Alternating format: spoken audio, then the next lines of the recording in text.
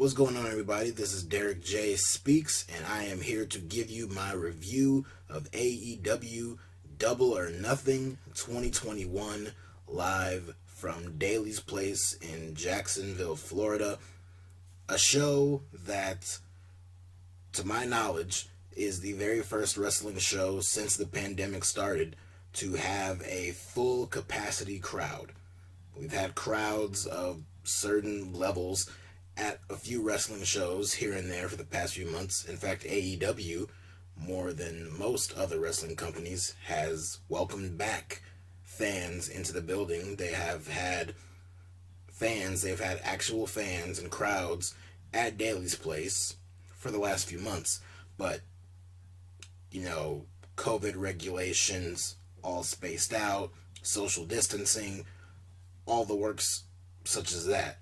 So this is the first time that we have seen an AEW pay-per-view with a full-sized crowd. We saw the full crowd on Dynamite the previous night, on Friday night, with Dynamite preempted due to the NBA playoffs. They aired at 10 p.m. on Friday night, and that was the first time that we saw an actual crowd, a full crowd, all the way up to the rafters, basically, so to speak, for a wrestling show. And it was amazing on Friday night, and it was amazing on this show, especially because it was a great show.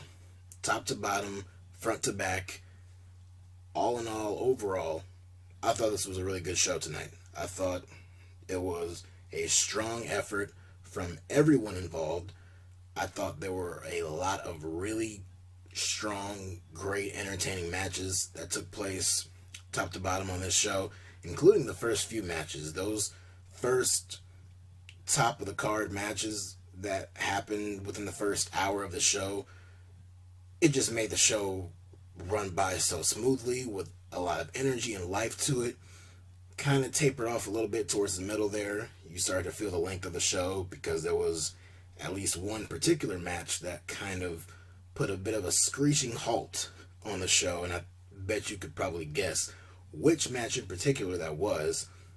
But they kind of picked up some steam a little bit more as the show continued on. This was a long show, as most of these AEW pay-per-views tend to be. It was basically 4 hours. I think it ended around 11:57 Eastern Standard Time. So it ran about 4 hours, 4.5 if you count the buy-in show, at least the match on the buy-in show. If you count the entire thing, then you're looking at a 5-hour show. So it is long.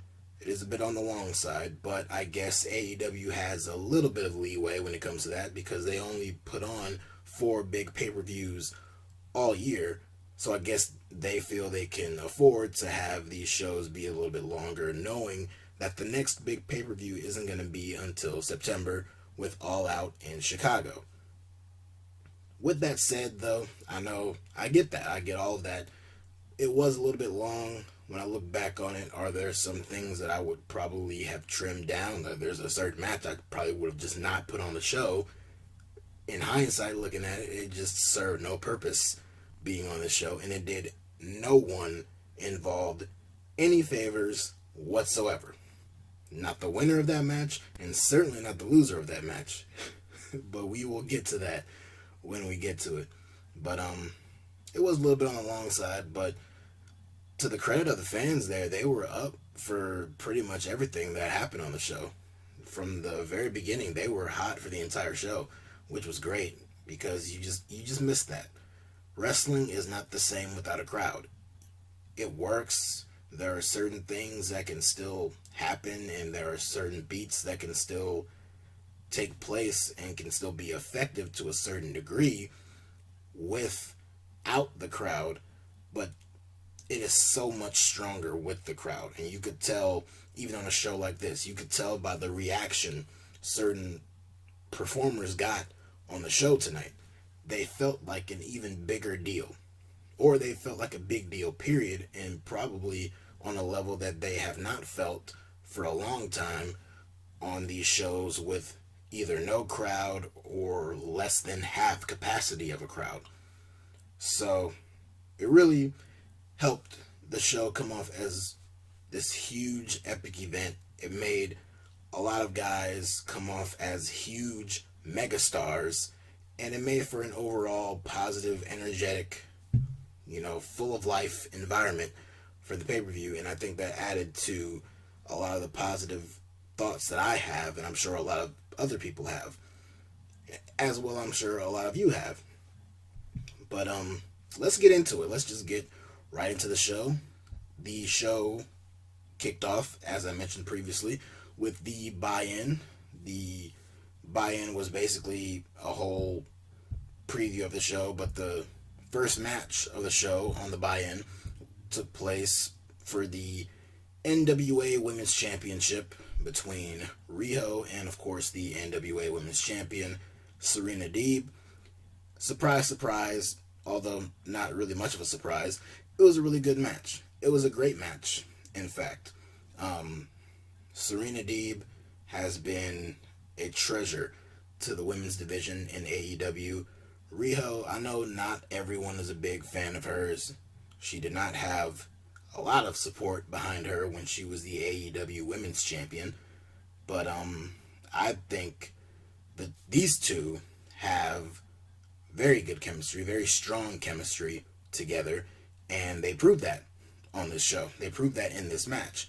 And in the end, it was Serena Deeb who came out on top, retaining her championship over Riho, which I think most people expected. I don't think anyone was really expecting a victory or a title change in this match. So, a strong way to start the show from that perspective. And this was the first glimpse of talent coming out before the crowd, and you could already tell here they were just hot for it. They were hot for this match. The match would have been good on a regular episode of Dynamite in these recent months where the crowds are what they are, but in front of this full packed house in Daly's Place, a match like this being as good as it was, it rose a few notches higher just because of the reaction. So, great work from the women involved. And the same could be said about the next match that took place, the first match of the official pay-per-view, which was The Machine, Brian Cage, taking on Hangman Adam Page. Why they couldn't take place in a steel cage, it's beyond me. Maybe if they run this match back again, they can put him in a steel cage, because these guys went out there and put on a hell of an opener. I was kind of scratching my head a little bit as to why they wanted to open the show with this match. There were other matches on the card that seemed to be better candidates to open the show, but Cage and Page went out there and put on a great match. So we seen these guys compete against each other. It was just a few months ago on Dynamite that they had a match against one another. Of course, Brian Cage attacked Adam Page from behind, had Team Taz with him. So the story of this match was, it was a rematch, and Page convinced Cage, hopefully you don't get too confused, he convinced him to leave his boys in the back, leave Team Taz in the back, and just do it one-on-one. Cage, Page, just the two of them, one-on-one. No Team Taz, no interference, no other outside forces getting involved in the match. So, Cage obliged, and we had the match. And as I said, this was a really good match. The ovation that Hangman Page got when his music hit and he came out, it's unfathomable, it's unspeakable how off the charts the reaction this guy got was. Before the whole pandemic really kicked in and really started, Hangman Page was getting super over with the crowd. He was one of my favorite guys to watch on Dynamite for a while there, because of his character development and because of the reactions that he was getting. And he was still over, during the empty arena shows and all of that. But in recent months, he's kind of stepped down a little bit. The partnership with Kenny Omega ended. He's been on his own. He's been doing the thing with the Dark Order. He's kind of taken a bit of a step back from the tippy-top main event scene, or at least the lower main event scene that he had previously been in. But You wouldn't tell based on how the fans reacted to him here. He got a super mega reaction from the crowd. So that was fun to see. These guys, they put on a really great match. They put on a hell of an effort in front of these fans, booing the hell out of Brian Cage, cheering the hell out of Hangman Page throughout the entire thing. There were some scary spots in this match, though. I believe Cage gave Hangman, it was a German suplex, I believe, at one point, and it looked like he just folded him up, landed right on his neck, which I thought was just the scariest thing up to this point on the show, at least. And some of the power bombs Cage was delivering, it just looked very brutal. But all things considered, it looked like Page came out of it unscathed, so that's good. But the real crux of the match, the real story, I won't get into move for move, hold for hold. If you want the real gist of what happened, just go back and watch the show. But the real big turning point of the match was when Ricky Starks and Hook came out, of course, representatives of Team Taz. They came out, they were trying to interfere, they were trying to distract the referee. Ricky Starks threw the FTW Championship belt into the ring for Brian Cage to use behind the referee's back. Cage picked up the belt, threw it right back at Ricky Starks, told him, I didn't want your help, I don't need your help, I wanted to do this on my own. And so Cage is going back and forth with Starks and Hook. He's shoving them away, he's shooing them away. And in the middle of all this, Hangman Page is outside on the apron, springboard in, hits the buckshot lariat, and gets the win. So Hangman Page picks up the big victory over Brian Cage. We see after the match, after Page is celebrating, drinking his beer, because of course this guy is an alcoholic, but we cheer him anyway for some reason, but we love it. We see Team Taz in the ring. We see Brian Cage, we see Hook, we see Ricky Starks. Of course, Ricky Starks has the neck injury, so it's not like he's doing anything physical for the time being, but Cage kind of pushed past him and brushed him off and went about his merry way. So, more teases of dissension amongst Team Taz here. The next matchup was probably the best match of the entire show, and it was for the AEW World Tag Team Championships. The Young Bucks defending against Eddie Kingston and Jon Moxley. Moxley and Kingston came out to their theme song of Wild Things, and once again, the fans lost their minds, singing along, huge ovation. You could tell Mox, he just looked amped up, energized in front of this crowd. You gotta feel bad for somebody like him, because the bulk of his championship run last year was during the COVID era, during the pandemic era, where there were no fans, there were hardly any fans, there were hardly any crowds. So his entire run as champion, he won the championship right before it all started, and then he went on this whole multi-month long run with the championship, really carried the company on his back, and did an admirable job doing so. But he did so in front of no fans, so it kind of sucked for him. So seeing him in front of all these people going crazy for him definitely was a really cool moment. Seeing Eddie Kingston on a big platform like this, getting the ovation that he got, Eddie chants throughout the match at certain points, it was really fun, and it was really cool to see. The Young Bucks, being the Young Bucks, the natural dick pricks that they are, it shined through in this match, the obnoxious juvenile behavior that they have grown into exhibiting these last few weeks on TV really shined through to a much higher degree in this match. But it was effective. It worked because it made you want to see Eddie Kingston make the hot tag. It made you want to see Mox get the hot tag. It made you want to see these guys rip the Bucks apart. So it made for some really cool, entertaining moments. We got some color in this match at one point.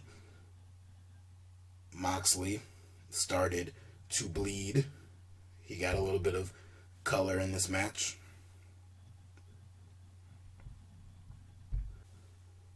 Behind the referee's back, we see Matt use the can of cold spray that Brandon Cutler uses on both Nick and Matt. Matt used the cold spray to spray in Mox's eyes, and he threw the can right at Mox's head, so that busted him open. So he was busted open hard way, and blood a gusher. I did not expect there to be blood in this match. I expected blood to just be in the main event, but we got it here. And it added to it. It added a little bit to the drama. So, what do you expect from a Young Bucks match? You expect the big moves, you expect the indie takers, the super kicks, the bang for your buck, all that good stuff. We got it here in spades at certain points, and there were a lot of kickouts. We had some very, very close near falls from Kingston and Moxley. Moxley at one point hit the Death Rider, or Paradigm Shift, depending on if you're an AEW or New Japan person calling the move. He hit the move on Nick Jackson. I believe it was Matt Jackson who broke up the pin cover. They were working over Eddie Kingston's leg throughout the match, so he was getting injured, and he had the sympathy hot tags at certain points. But in the end, it was Moxley who ended up getting double teamed by Matt and Nick during the match. He was on the receiving end of multiple super kicks, which he got up from. He kicked out at one, even at one point, but we've seen Kenny Omega do it. We've seen it happen a few times. At this point, you just kind of get numb to it. There's no point in even complaining because it happens so frequently, so why even bother? But they took out Eddie Kingston. They gave Moxley multiple BTE triggers. I think they said it was 4 in a row, just nailing this guy, kneeing this guy right in the head multiple times until he couldn't kick out anymore. And it was 1, 2, 3, and the Bucks retain their tag team titles. I was hoping for Moxley and Kingston to get the win. I thought it could be fun to see them get a run with the tag team titles. I didn't think there was much else you could really do with the Bucks as the champions, or even if you wanted to put the belts right back on the Bucks at some point in the future, you could have always done that. But I guess they felt stronger heat for the Young Bucks to win and get the victory here. It felt very deflating for the crowd. They seemed very hot for the entire match. They were hanging on every single near fall. And then the finish came. The Young Bucks retained their titles, and it just felt like the win was kind of knocked out their sails a little bit. But you can't not show appreciation for the work that went into this match. All 4 guys killed it. Everyone played their parts. Everyone did a tremendous job. And like I said before, this was probably, if not my absolute favorite, this was one of my favorite matches on the entire show. So, great job from everyone involved. Up next, we got the Casino Battle Royal. Of course, the winner of this Battle Royal would receive a future AEW World Championship match against the winner of the AEW World Championship match later on this show, the 3-way. So, the way this match worked, there were 21 entrants, and all of the entrants came out in different sections according to whatever card they were associated with. So we had the clubs, we had the diamonds, we had the hearts, we had the spades, and of course we had the Joker entrant, the surprise Joker entrant at the end. I will not go through every single name who was in this match. We have the likes of Christian Cage, Matt Sydal, Will Hobbs. We had Pentagon El Zero Miedo. We had Dustin Rhodes in this match, Matt Hardy, Isaiah Cassidy, Mark Quinn, Private Party. We had Max Caster, who was one of the first guys to come out, and he cut a little rap, and it was good to see the crowd react to it. I haven't seen that yet, so that was really cool to see. And of course, the big surprise entrant at the end, the Joker entrant, turned out to be Lio Rush. I did not expect it to be Lio Rush. I wasn't really disappointed because I wasn't expecting it to be a big name.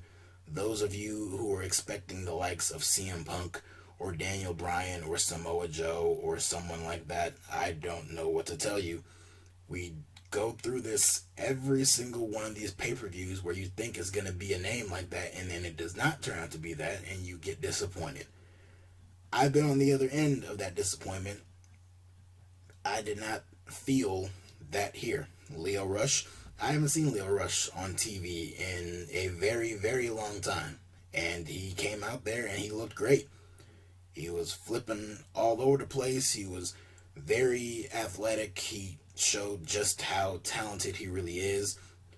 But in the end, he got dumped out within like 2 minutes, so it almost felt like a waste for him to be there because he didn't last very long. He didn't factor into the finish at all. But what are you going to do? It ultimately came down to Matt Hardy, Christian Cage, and Jungle Boy, who I did not mention was one of the participants in this match. Jungle Boy and Christian, respectively, each got rid of Mark Quinn and Isaiah Cassidy, who were basically serving as henchmen for Matt Hardy throughout the entire match. So Matt Hardy was trying to convince Christian to join him to take out Jungle Boy together. Christian dumps out Matt Hardy.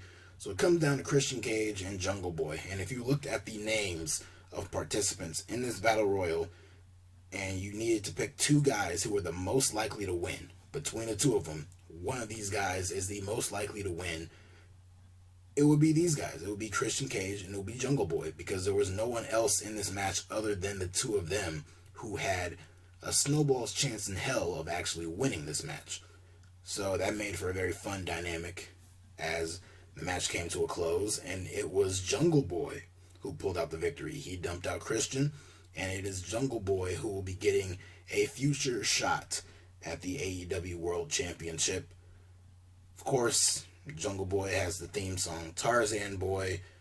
When Tony Khan bought the rights to that theme song many months ago, we got just a little taste of the partial crowds singing along, but here in front of this full crowd, hearing them all sing along to Tarzan Boy warmed my heart. It is a great song, it is a fun song, and it fits the character of Jungle Boy, and it fits him, and it is a great addition to him. And it makes him come off as an even bigger star than he already is. This guy is one of the bright future stars to build around in this company. So him earning a shot at the world title was really cool. Do I expect him to win that world title when that match comes? No. Regardless of who he would face, I definitely did not expect him to win that championship at all. But it is still cool to see him get his moment here. So, fun Battle Royal. It was very fun down the stretch in the final two. Made for a really fun Battle Royal. What was not fun was the match that came up next. We had Anthony Ogogo representing Britain, the governor, taking on the one night only, the American Dream, Cody Rhodes. Of course, Cody Rhodes fighting for the honor of America, apparently, after his very riveting promo, a very polarizing promo that he cut several weeks ago on Dynamite, that just went all over the place and took a very long route to set up this match. We had the weigh-in segment on the Dynamite before this match. Everything setting up here all the way back to when QT Marshall and his little posse turned on Cody and the Nightmare family. I just haven't really been into this story. I haven't been into The pieces involved in this story, Anthony Ogogo has a good look to him. He has a good gimmick with the gut punch that knocks you out and, you're done for.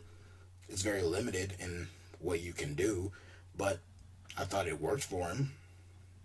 So it was going to be interesting to see going into this match how he fared in a much longer, more competitive match against someone of the likes of Cody Rhodes. And we saw. And I kind of wish we didn't, because the match was okay, but it was easily the weakest match of the entire show. And the finish, while expected and while maybe even predictable, it was very much not necessary. So Cody, he's on the receiving end of the gut punch on a few occasions in this match. And this is a punch that has knocked people down. Anthony Ogogo goes for the punch, knocks people down. The referee calls for the bell. Not even 2 seconds go by before the referee calls for the bell because this person cannot continue. So they've really put over that punch. But it clearly didn't have much of an effect on Cody. He got up from it. He sold it. He did sell it for the appropriate amount of time to sell it. But I don't know. He hit the vertebraker and he got the win. That's all I can really remember about this match. The crowd was into it. They chanted USA at the appropriate times to do so, but then the bell rang and they just... If there was a come-down match for this crowd, this was it. And that finish, Cody getting the win over Anthony Ogogo. I think most of us expected Cody to win, but that did not mean most of us wanted Cody to win. And I just thought, you're pushing Anthony Ogogo. You got this star, this young guy who has a good look. He has a good charisma about him. And he's someone that you clearly want to build up and build around. And I just thought him losing this match against Cody did him no favors. He's not done for. It's not like, oh, well, he's damaged goods now. I know there's a certain reputation for guys who lose to Cody. They can't really bounce back from it. But I don't necessarily think that's true. I think he'll be fine overall. But I think he would have been even better off had he gotten the win here. But Cody dusting off the American Dream nickname. Memorial Day is tomorrow as of this recording, or today as of this recording, I should say. So, hey, USA. I guess this means we're better than Britain. I'm so sick of these stories of every person not from America being against America, and we just automatically cheer for the babyface only because they're from America. It's rather annoying, it's dated, it's stale, but I guess to a certain segment of the audience it worked. Cody won, didn't need to, wasn't necessary, but he did. Oh well. Up next, we got some championship matches going on here. We had the TNT Championship, Miro, the new champion, defending against Lance Archer. This was just a hoss fight. This was two big guys just beating the crap out of each other. Exactly what I was hoping it would be. This was one of the matches I was looking forward to the most going into this show. And it pretty much delivered on exactly what I was hoping for it to be. It was Miro, it was Lance Archer, and it was the two of them beating the crap out of each other all around the ring, all in the ring, everything, all throughout the entire match. Jake Roberts was attacked by Miro at a press conference the day before of some kind, so he wasn't out there at ringside with Lance Archer. Towards the finish of the match, we did see Jake Roberts come out. He came out with a sack that we were led to believe had a snake in it, but Miro cut him off before he could do any real interference or damage of any kind. He took the sack and he just launched it all the way up the ramp out of sight, and I guess we're led to believe he killed the snake that was in that bag. So he was going for the death blow, on Jake Roberts. He was going for the Savate kick, but Lance Archer came in, gave him a choke slam. So they brawled a little bit more, but in the end, Miro was able to lock in, game over. He was cinching it in, but Archer was fighting out of it. But the commentators played up Archer's history of back injury and back surgery, so Miro started to rain down some forearm shots directly into the back. He cinched it, he locked it in, game over. He locked it in a lot stronger, all the way back. Archer passes out, and Miro retains the championship. I did not expect a clean finish to this match. I did not think they would want to cleanly beat Lance Archer, but I guess they did, but without pinning him or making him submit. They beat him in a way that still protected him, but I don't know. Lance Archer keeps losing these big matches, these big championship matches, these big matches that mean something. He's getting to Braun Strowman levels with me with how often he's losing these important matches and how often he seems to choke in these big time matches. I'm wondering when it'll exactly be his time. Any other time I would have went with him to win, but Miro just won the championship from Darby Allin a few weeks ago. He is finally at a point that we have all been waiting for Miro to be at. So this was not the right time to take the championship from him. What are you going to do? It happens. And like I said, good match. Up next, the AEW Women's Championship on the line. Hikaru Shida defending her championship against Dr. Britt Baker, DMD. I mentioned at the top of the show, Britt Baker, one of the talents on the show who was extremely over with the crowd. Although the crowd was pretty split between these two. There were many Let's Go Shida, DMD, going back and forth chants throughout the entire match. Shida has held on to this championship for well over a year. I forgot the exact number. I think it's about 377, 379, something along those lines, days that she's been champion. But for months now, many people, myself included, have been waiting for Britt Baker to dethrone Hikaru Shida. And that's exactly what we got in this match. They had a good match. It was a little sloppy at points. It was a little herky-jerky at different points in the match. But I would say the last 5 or 7 minutes kind of saved it for me. There was a little bit of interference from Rebel. There was a really cool false finish where Rebel was going to use the crutch on Shida, but Shida moved and Rebel accidentally hit Britt with the crutch.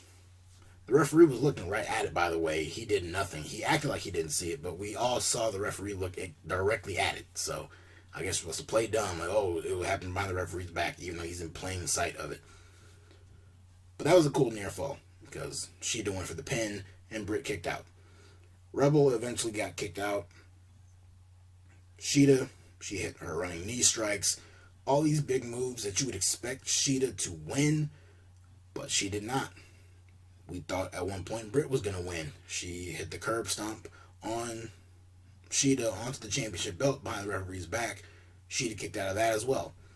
So, a lot of great false finishes down the stretch of this match.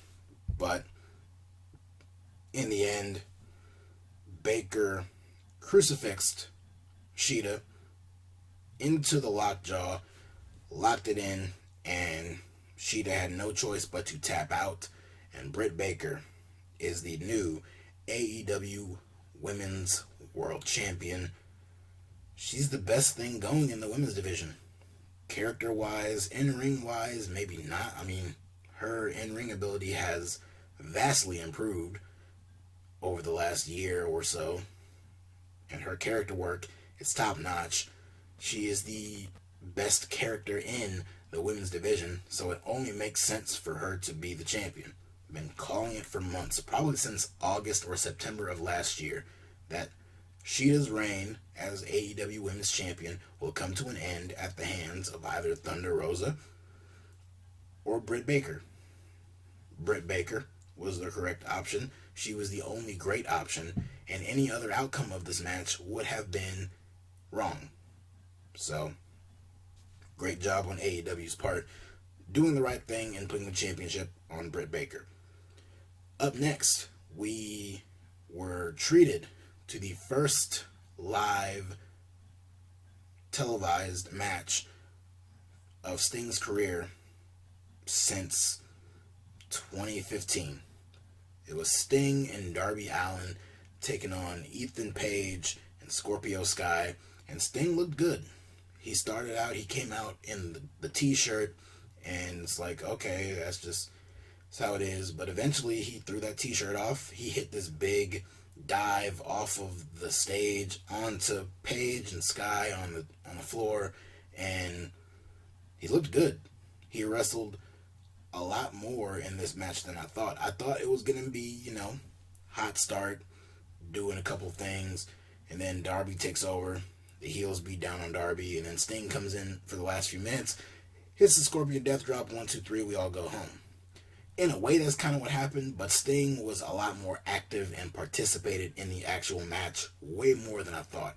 And he looked good doing it. Of course, Scorpio Sky and Ethan Page, they did their part. And Darby Allin, he's a crazy man. He's a wild man. At one point, Ethan Page pressed this guy above his head and just launched him out of the ring all the way into the crowd, landed right in the front row. I believe they said he landed on his two brothers.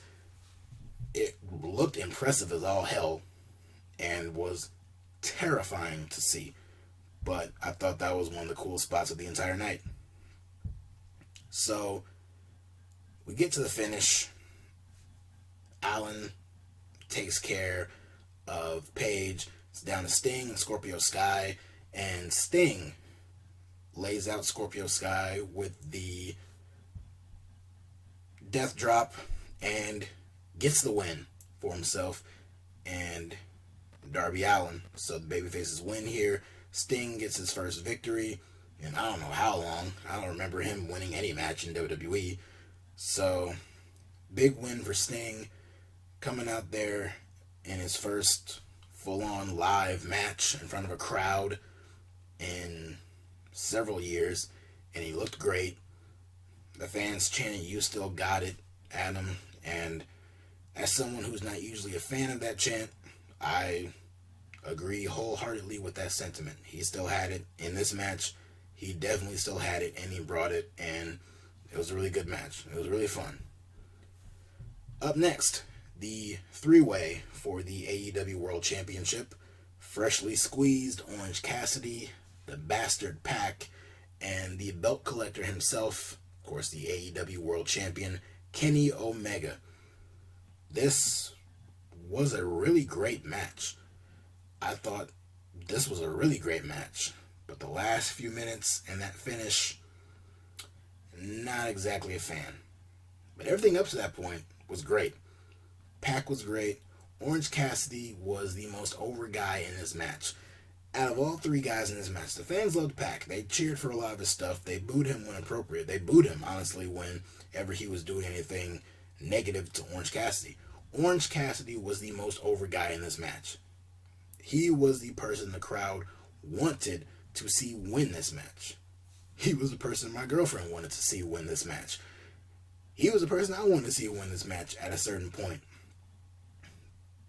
But, yeah, Orange Cassidy was super over, and we've known how over he has been with the crowd because he was super over with the crowd before the pandemic started. He didn't really start getting the big push until last year with the feud with Chris Jericho and all of that. So, having him in this match, he was wildly over with the crowd. But everyone did great. Kenny Omega was one of the best in the world. Is he the best in the world? I don't know. It's not Randy Orton either, but they're two of the best. Roman Reigns is my favorite in the world. He's my pick as the best in the world right now. But, you know, that's a conversation for another day. In this match, Kenny Omega was excellent. Pac was great. Orange Cassidy was great. At one point, it looked like he was about to win. He laid out both men. It even spooked Don Callis on commentary enough where he threw his headset down and came down to the ringside.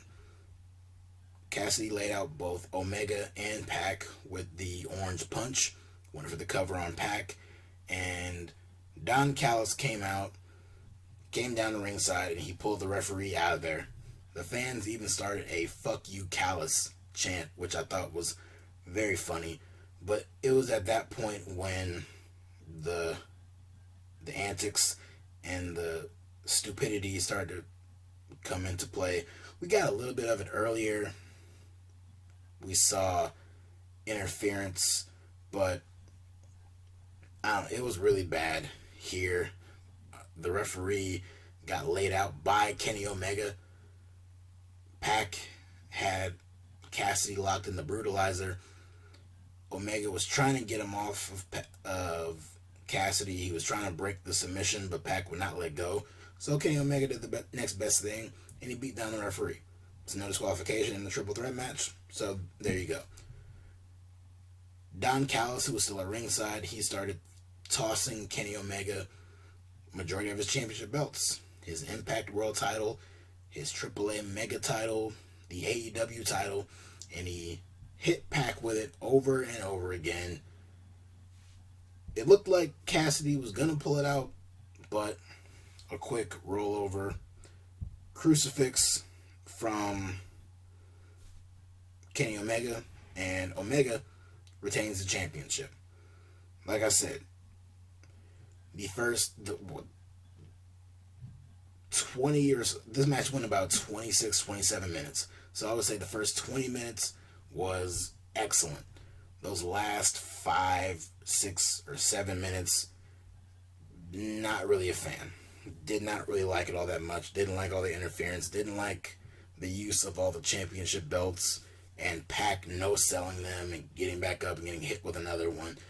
I just thought it kind of watered down the match and it watered down the finish. The finish was pretty anticlimactic for a lot of the big spots that they were doing, and they were teasing throughout the entirety of the match. But the finish was never in any doubt. Pac was never winning the championship. Orange Cassidy was never going to win the championship. There was no doubt, in my mind at least, that Kenny Omega was going to win. And that's what happened. But I guess this does set up maybe a future singles match between Kenny Omega and Orange Cassidy.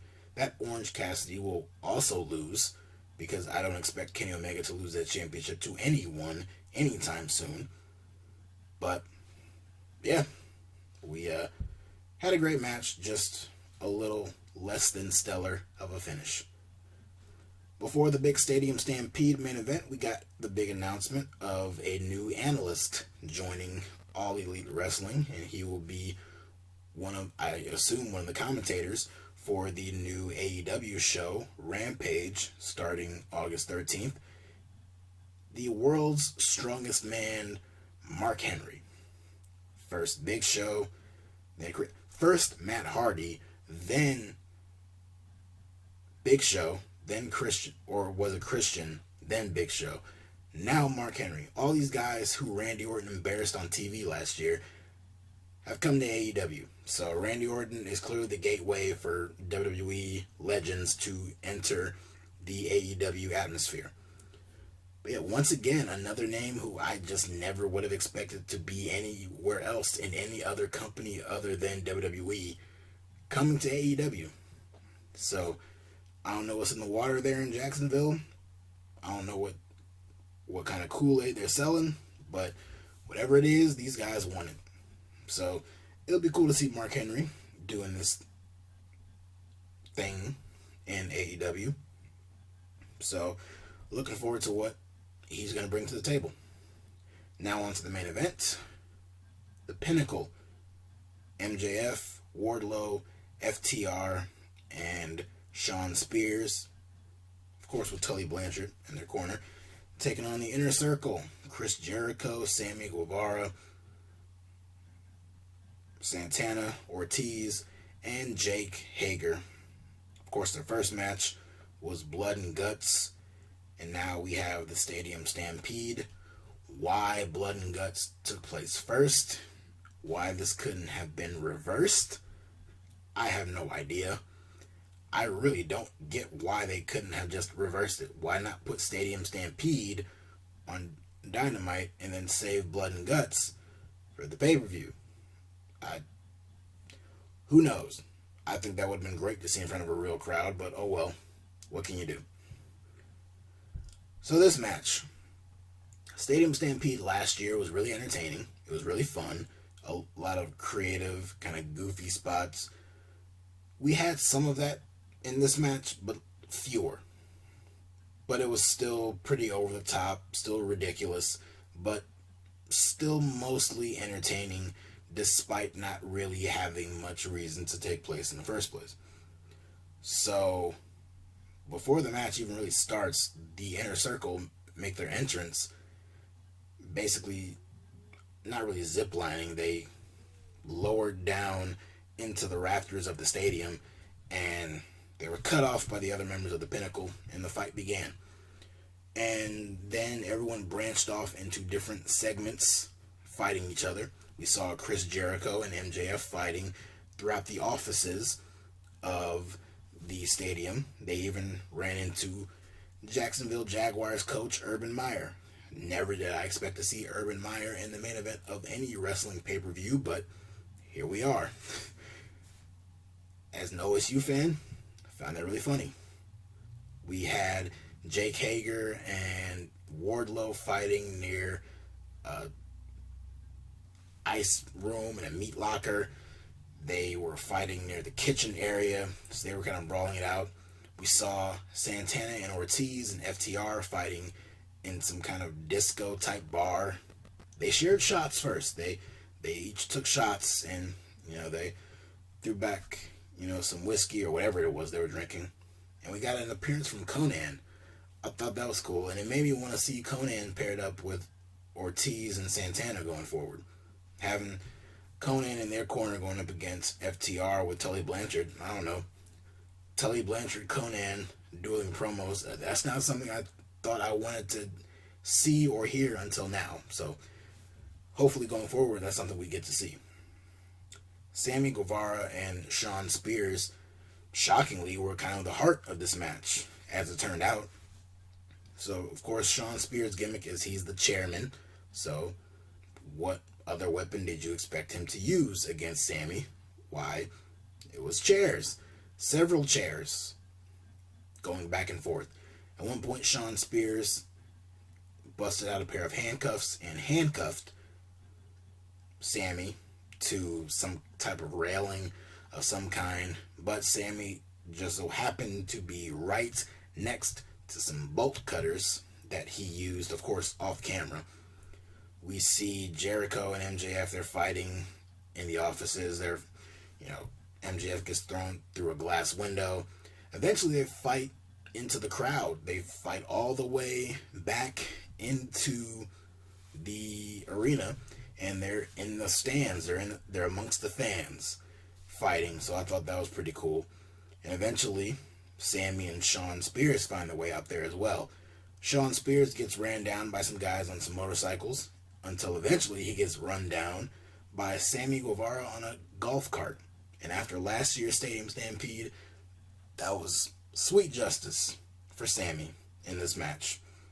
So the finish of this match came down to Sami and Shawn Spears in the ring. The two of them fighting with a chair. Shawn had a huge chair shot on Sami. Sami barely got his arm up to cover it, but that looked like it went right into the dude's face, and it looked very brutal. But these two started trading blows. Eventually Sami came back into it. He did the curb stomp into the chair, into the corner maneuver that Shawn Spears did to Sami when the Pinnacle first formed, their first night when they attacked the Inner Circle. So Shawn Spears got his receipt. Sami went up, hit the 630, and got the 1-2-3. And the Inner Circle lives. The big stipulation was if the Inner Circle lost this match, the Inner Circle would have to disband. The Inner Circle would be no more. They were hyping up that this would be it. If this is going to be it, these guys are going to go out in a blaze of glory. Well, that pretty much gave you a clue of how this finish was going to go down, and the Inner Circle won. The babyfaces win. They stand tall. They stand strong. They stand proud and powerful. Sorry. But I thought the match was overall fun. I thought it was a very fun match. I thought the segments, I didn't go into specifics for every single thing that happened. You can see it for yourself. I recommend you watch it. I recommend that it's worth seeing. In comparison to last year, I think I found last year's a little more entertaining than the one this year. But I still thought it was very good.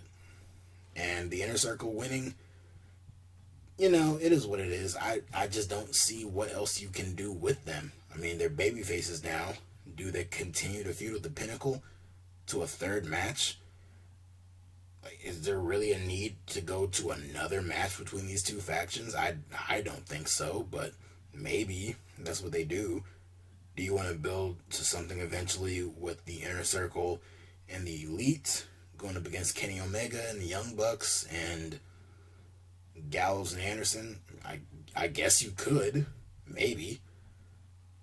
So I just don't see what else there is left to do with the Inner Circle as a group. I thought splitting them apart and letting them go off onto their own in their own separate ways, I thought was probably the best thing for them. But, it's fine. And, the show ended with the fans singing Judas, and I just thought it was a really cool moment. I was just glad to have actual fans back again. So, that was the end of the show, and overall, like I said before, the show was really good. I thought top to bottom was a very strong show. I didn't love every single thing. The Anthony Ogogo Cody Rhodes match I could have done without. I just thought that was a waste of time. Other matches, Sheeta and Britt Baker, I thought the last few minutes saved it, even though early on it was a little lackluster. But those last few minutes really drove home how great it was. I thought the opener with Hangman Page and Brian Cage was good. I thought the AEW Tag Team title match was the best match of the night. The triple threat match for the world title was great until those last few minutes. And Stadium Stampede, I thought overall it was a fun match and a nice positive way to end the show.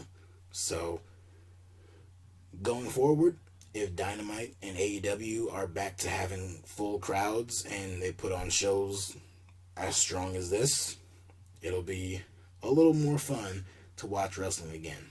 AEW is going to be hitting the road, traveling again this summer, along with WWE. They are going to begin touring and traveling again too, getting in front of live fans again. So there's a bit of normalcy that's going to be coming back to these wrestling shows that will hopefully make them all across the board, feel a lot more lively, a lot more energetic, a lot more special, and a lot more important.